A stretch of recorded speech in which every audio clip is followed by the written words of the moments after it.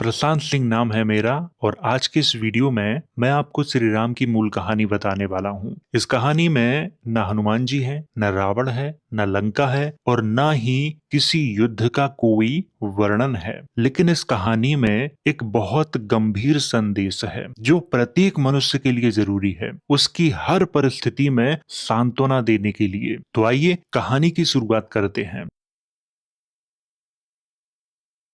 तो कहानी की जो शुरुआत है वो यहाँ से होती है। अतीत की कथा अर्थात प्राचीन समय की कथा। इस कथा का नाम है दशरथ जातक कथा। लिखा है प्राचीन समय में दशरथो नाम का एक महान राजा बनारस में राज्य करता था। यहाँ पर दशरथ की जगह दशरथो क्यों लिखा गया है? पाली में यही नाम मिलता है, मैंने उसी नाम का प्रयोग किया है, तो आप लोग ये ध्यान रखना। आगे लिखा है उसने बुराई के मार्ग का परित्याग कर दिया था और धम्म का पालन करता था। उसकी कई रानियां थीं, परंतु उनमें से केवल सुमेधा ही उसकी मुख्य पटरानी थी। उसके दो पुत्र और एक पुत्री थी। पुत्र का नाम राम पंडित था, दूसरा पुत्र राजकुमार लखन था और पुत्री का नाम था सीता। यहाँ पर थोड़ा समय रुकना चाहूंगा। रामायण में कौशल्या नाम का प्रयोग किया गया है और यहाँ पर सुमेधा लिखा हुआ है, तो आपको लग रहा होगा कि नामों में असमानता है, लेकिन नहीं है। इस कथा में श्री राम की माता का नाम सुमेधा है। संभवतः रामायण जब लिखी गई तो उन्होंने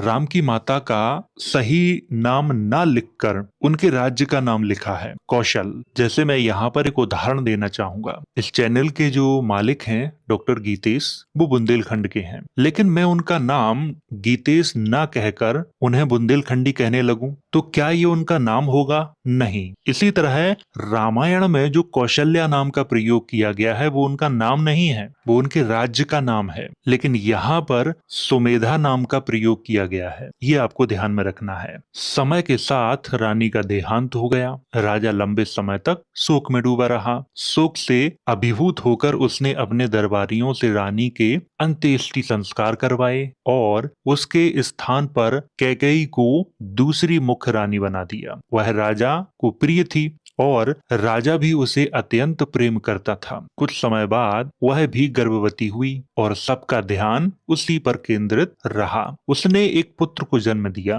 और उसका नाम राजकुमार भरत रखा गया। राजा ने उससे बहुत प्रसन्न होकर कहा, प्रिय, मैं तुम्हें एक वरदान देता हूँ, जो चाहो मांग लो। उसने यह प्रस्ताव स्वीकार किया, पर उस समय उसे टाल दिया। जब बालक 7 वर्ष का हुआ तब वह राजा के पास गई और बोली, महाराज, आपने मुझे अपने पुत्र के लिए एक वरदान देने का वचन दिया था, क्या अब आप वह वरदान देंगे? राजा ने कहा, मांगो। कैकेयी ने कहा, महाराज, मुझे अपना राज्य दीजिए। राजा यह सुनकर अत्यंत क्रोधित हो गया। उसने उंगलियां चटकाई और बोला, दुष्ट स्त्री, मेरे अन्य 2 पुत्र तो प्रज्वलित अग्नि के समान तेजस्वी हैं, तुम उन्हें मरवा दो और अपने पुत्र के लिए राज्य मांगो। यह सुनकर वह भयभीत होकर अपने भव्य कक्ष में भाग गई, परंतु वह बार बार राजा से यही मांग करती रही। राजा ने यह वरदान देने से इनकार कर दिया। वह मन ही मन सोचने लगा, यह स्त्री कितनी विश्वासघाती है, इसने मुझे मारने के लिए किसी जाली पत्र या किसी कपटपूर्ण दूत का सहारा लिया है। फिर राजा दशरथो ने अपने पुत्रों राम पंडित और लखन को बुलाया और उन्हें सारी बात बताई। दशरथ ने कहा, मेरे पुत्रों, तुम जीवित रहो, तुम्हारे ऊपर कोई संकट न आए, इसलिए पास के राज्य में या वन में चले जाओ और जब मेरा शरीर भस्म हो जाए, अर्थात जब मेरी मृत्यु हो जाए, तब लौटकर अपने कुल के राज्य को संभाल लेना। फिर राजा दशरथ ने क्या किया, ज्योतिषियों को बुलाया और उनसे अपने जीवन के बारे में पूछा। ज्योतिषियों ने बताया कि आप 12 वर्ष तक और जीवित रहेंगे। तब राजा दशरथ ने कहा, मेरे पुत्रों, 12 वर्ष पूरे होने के बाद तुम लौट आना और राज्य छत्र उठा लेना। उन्होंने वचन दिया और अपने पिता से विदा लेकर महल से रोते हुए निकल पड़े। तब सीता ने कहा, मैं भी अपने भाइयों आपके साथ जाऊंगी। उसने अपने पिता से विदा ली और रोती हुई उनके साथ चल पड़ी। वे तीनों एक बड़े जनसमूह के साथ रवाना हुए। कुछ दूर जाने के बाद उन्होंने लोगों को लौटा दिया और हिमालय की ओर बढ़ गए। वहां वे मुनियों के रहने योग्य जल संपन्न और उपयुक्त स्थान पर पहुंचे। उन्होंने एक आश्रम बनाया और वन के फल खाकर जीवन बिताने लगे। यहाँ पर ध्यान देने योग्य तथ्य ये है कि रामायण में वो फल के अलावा कुछ और भी खाते थे जो विवादित है। अभी यहाँ पर मैं उसके बारे में और जानकारी दूंगा तो कुछ लोगों की भावनाएं आहत हो जाएंगी। आप में से सभी लोग जानते हैं कि उसमें किसके शिकार की बात की गई है, लेकिन ये जातक कथा है, इसमें किसी भी शिकार की कोई बात नहीं की गई है। इस कथा में राम को एक शुद्ध शाकाहारी ज्ञानी पुरुष के रूप में दिखाया गया है। लखन और सीता ने राम पंडित से कहा, आप हमारे लिए पिता के समान हैं, आप इस कुटिया में ही रहें और हम आपके लिए वन से फल लाकर भोजन की व्यवस्था करेंगे। राम पंडित ने ये स्वीकार कर लिया और वहीं रहने लगे। लखन और सीता दोनों वन से फल लाकर उन्हें देते थे। इस प्रकार वे वहां वन्य फल खाकर रहने लगे। राजा दशरथ अपने पुत्रों के लिए शोक करते रहते थे। 9वें वर्ष में उनका निधन हो गया। जब उनके अंत्येष्टि संस्कार किए गए तब रानी ने आदेश दिया कि राजछत्र उसके पुत्र राजकुमार भरत को सौंपा जाए, परंतु दरबारियों ने कहा राजछत्र के स्वामी तो वन में निवास कर रहे हैं और उन्होंने ऐसा करने से इनकार कर दिया। उन्होंने रानी की बात नहीं मानी। तब राजकुमार भरत ने कहा, मैं वन में जाकर अपने भाई राम पंडित को वापस लाऊंगा और उन्हीं के ऊपर राजछत्र स्थापित करूंगा। राजा के 5 राज्य चिन्हों को साथ लेकर वह चारों अंगों वाली सेना अर्थात चतुरंगणी सेना के पूरे दल के साथ राम पंडित के आश्रम की ओर जाने का आदेश दिया। राम पंडित के आश्रम से थोड़ी दूरी पर भरत ने पड़ाव डाला और फिर कुछ दरबारियों के साथ वो आश्रम पहुंचे। उस समय आश्रम में लखन और सीता नहीं थे, वो फल लेने के लिए वन में गए हुए थे। आश्रम के द्वार पर राम पंडित बैठे थे, निर्भय, शांत, सहज, मानो स्वर्ण की बनी हुई कोई मूर्ति हो। राजकुमार भरत ने उनका अभिवादन किया और एक ओर खड़े होकर राज्य में जो कुछ घटा था सब कुछ उन्हें बता दिया। इतना कहकर दरबारियों के साथ भरत फूट फूट कर रोने लगे, किंतु राम पंडित ना तो दुखी हुए ना ही उन्होंने विलाप किया। उनके मन में कोई विकार ही नहीं आया, उन्हें किसी भी प्रकार का कोई दुख ही नहीं हुआ कि पिता की मृत्यु हो गई है। जब भरत रोध होकर शांत हुआ और जाकर दूसरी ओर बैठ गया, तब राम पंडित ने सोचा ये दोनों बहुत छोटे हैं, संसार के सारे दुखों को वो मेरी तरह सहन नहीं कर सकते। अभी अभी पिता की मृत्यु हुई है, यह पीड़ा इनको सहन न होगी और न जाने इनके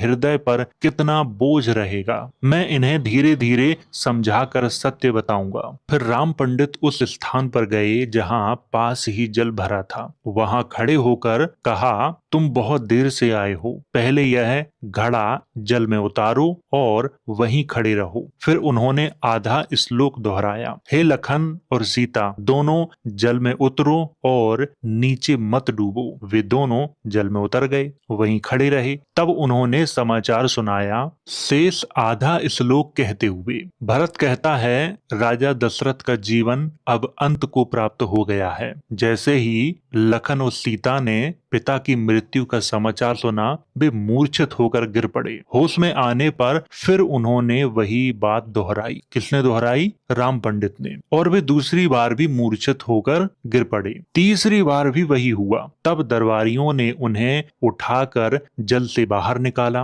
और सूखी भूमि पर लिटाया। तब उन्हें धैर्य रखने को कहा गया। तब वे सभी एक साथ रोने और विलाप करने लगे, भरत, लखन और सीता। इसके बाद राजकुमार भरत ने सोचा, मेरा भाई राजकुमार लखन और मेरी बहन सीता तो हमारे पिता की मृत्यु पर अत्यंत शोक कर रहे हैं, परंतु राम पंडित न तो विलाप करते हैं न ही शोक प्रकट करते हैं। आखिर इसका कारण क्या है कि वे शोक ही नहीं करते हैं? मैं उनसे पूछूंगा। तब भरत ने दूसरा श्लोक दोहराते हुए प्रश्न किया, हे राम, तुम किस सामर्थ्य के बल पर शोक नहीं करते, जबकि शोक करने का पूरा कारण उपस्थित है? कहा जाता है कि तुम हमारे बड़े भाई हो, फिर भी तुम्हारे भीतर शोक क्यों नहीं है? तब राम पंडित ने अपने शोकहीन होने का कारण समझाया। जिस वस्तु को मनुष्य किसी भी प्रकार संभाल कर नहीं रख सकता, चाहे वह कितना ही विलाप क्यों न करे, ऐसी वस्तु के लिए शोक करना यह स्वयं बुद्धि का ही विनाश है। जो आयु में छोटे होते हैं, जो वृद्ध हैं, जो मूर्ख हैं, जो ज्ञानी हैं, जो धनी हैं, जो निर्धन हैं, उन सबके लिए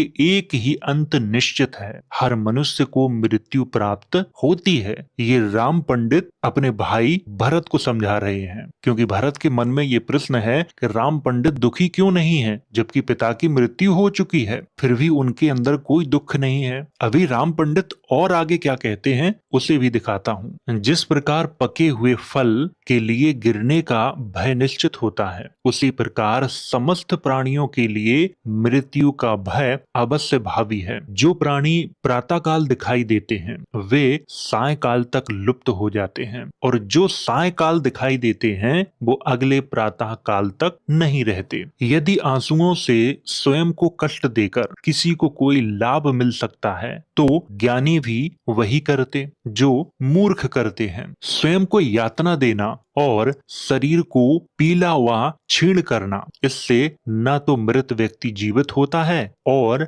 न ही कोई वास्तविक लाभ प्राप्त होता है। जिस प्रकार प्रज्वलित घर को जल से बुझाया जा सकता है, अर्थात अगर किसी घर में आग लगी है तो उसे जल से बुझाया जा सकता है, उसी प्रकार बलवान, स्थिर और बुद्धिमान व्यक्ति अपने शोक को वैसे ही बिखेर देता है जैसे आंधी में रुई उड़ जाती है। एक प्राणी की मृत्यु अपने संबंधियों के लिए दूसरा तीव्र आघात होती है।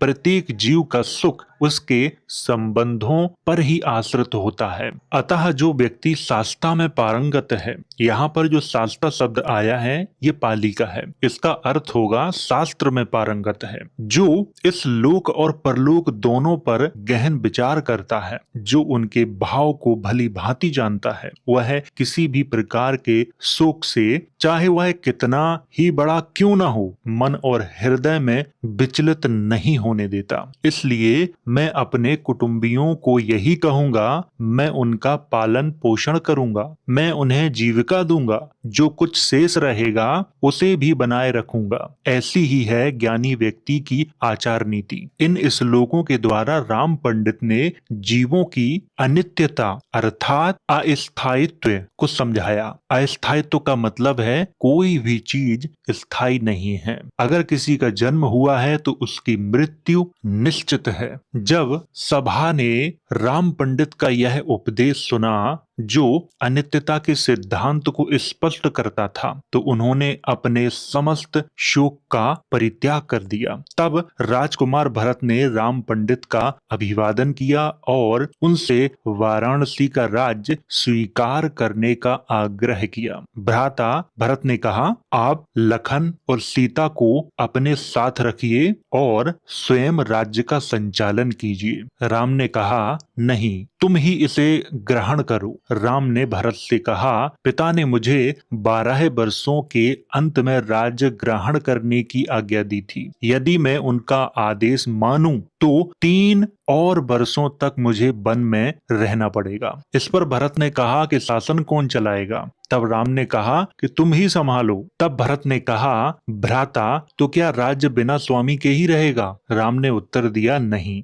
इतना कहकर उन्होंने घास से बने अपने खड़ाऊं अर्थात चप्पल उतारकर भरत को दे दिए। लखन, सीता और भरत तीनों राम को प्रणाम कर विदा लेकर चले गए। राम की उन खड़ाऊओं ने 3 वर्षों तक बनारस के राज्य का संचालन किया। दरबारियों ने उन घास की खड़ाऊओं को राज सिंहासन पर रखा और उन्हीं के आधार पर न्याय किया। यदि न्याय गलत होता तो खड़ाऊं उलट जाती और उसी संकेत से यह जांचा जाता कि निर्णय सही है या नहीं है। इस प्रकार खड़ाऊं मौन रहते हुए भी न्याय का संकेत देती थीं। 3 वर्ष पूर्ण होने पर ज्ञानी राम वन से बाहर आए और वाराणसी पहुंचे। उद्यान में प्रवेश प्रवेश किया। उनके आगमन का समाचार सुनकर राजकुमार अपने विशाल जन समूह के साथ उद्यान की ओर बढ़े और सीता को महारानी बनाकर राज सिंहासन पर बिठाया। इस प्रकार राज्य अभिषेक संपन्न होने पर